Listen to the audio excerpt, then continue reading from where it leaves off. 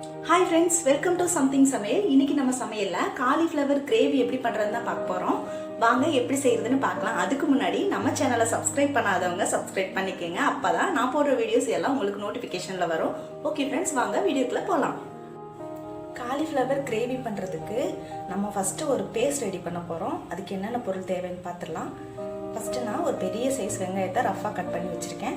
அதுக்கப்புறம் பூண்டு பல் ஒரு 7-8 பூண்டு பல் சேர்த்துருக்கேன். அதே மாதிரி இஞ்சியும், அப்புறம் பார்த்தீங்கன்னா ஒரு ஸ்பூன் மிளகு சேர்த்துக்கலாம்.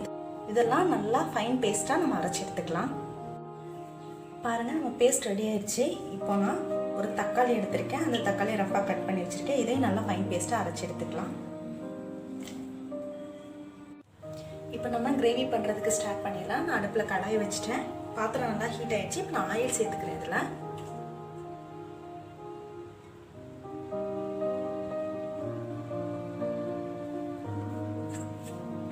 ஆயில் ஹீட் ஆகட்டும். இதில் ஒரு பிரிஞ்சி இலையை ரெண்டாக கட் பண்ணி வச்சுருக்கேன். 2 பட்டை, 2 கிராம்பு, ஒரு அன்னாசி பூ, 2 ஏலக்காய், இதை நம்ம இதில் சேர்த்துக்கலாம்.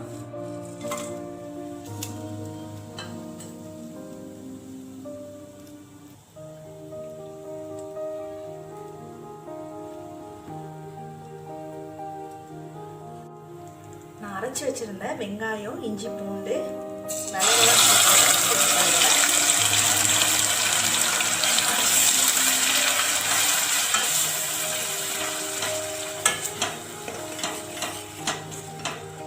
இது நம்ம அரைச்சி சேர்க்கும் போது நமக்கு கிரேவி கன்சிஸ்டன்சி ரொம்ப நல்லா வரும். அதனால தான் அப்படி நம்ம அரைச்சி சேர்க்கிறோம்.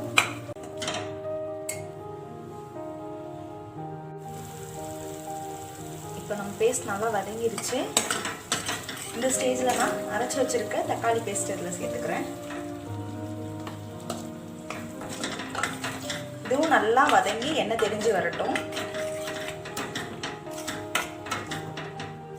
தக்காளி நல்லா வதங்கிருச்சு. பாருங்கள், நல்லா எண்ணெய் தெரிஞ்சு வந்திருக்கு. இந்த ஸ்டேஜில் நம்ம மசாலா பொருளெல்லாம் சேர்த்துடலாம்.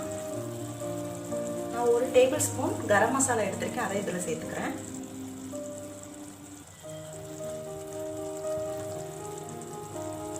ரெண்டு ஸ்பூன் மல்லித்தூள் சேர்த்துக்கிறேன். இதில்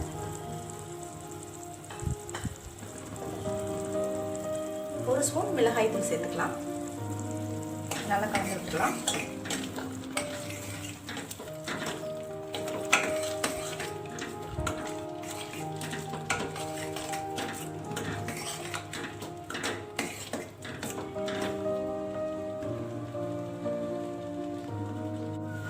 மசாலா நல்லா எண்ணெய் தெளிஞ்சு வந்திருக்கு. இப்போ நான் ஒரு காலிஃப்ளவர் எடுத்து க்ளீன் பண்ணி வச்சிருக்கேன். நல்லா சுடு தண்ணியில் போட்டு அதை இதில் நான் சேர்த்துக்கிறேன்.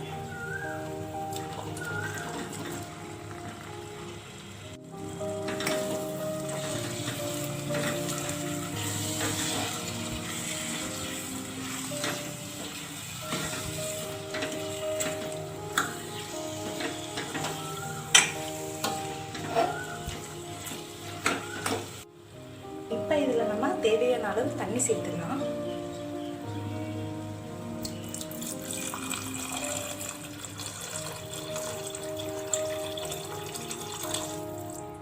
நான் இந்த அளவுக்கு தண்ணி சேர்த்துருக்கேன். உங்களுக்கு எவ்வளோ தேவையோ அவ்வளோ நீங்கள் சேர்த்துக்கலாம்.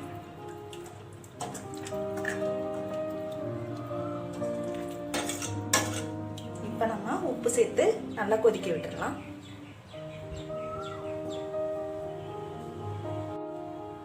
இதில் நான் உப்பு சேர்த்துக்கிறேன். இப்போ மூடி போட்டு நம்ம கொதிக்க வச்சிடலாம்.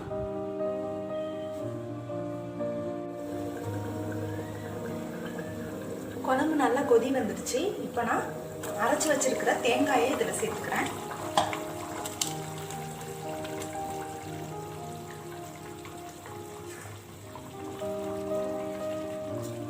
இப்போ ஒரு 2-3 நிமிஷம் நல்லா கொதிக்கட்டும்.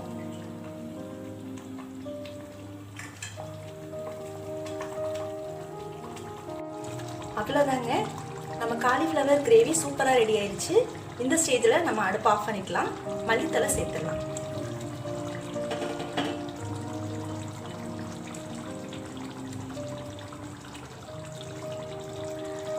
இப்போ நம்ம அடுப்பை ஆஃப் பண்ணிக்கலாம்.